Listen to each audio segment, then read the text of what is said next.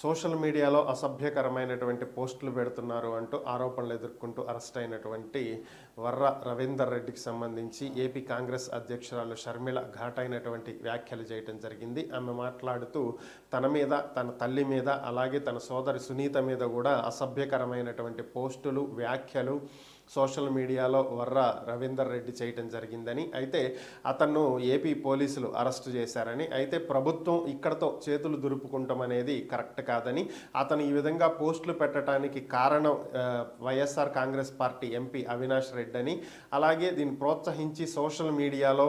ఈ పోస్టులు వచ్చేలాగా చేసినటువంటి వ్యక్తి సజ్జల భార్గవ్ రెడ్డి అని. సో పోస్టులు పెట్టినటువంటి వ్యక్తిని అరెస్టు చేయడంతో ప్రభుత్వ బాధ్యత తీరిపోలేదని, ఎవరైతే పెట్టించారో వారిని కూడా అరెస్టు చేయాలని, ఈ లెక్కనే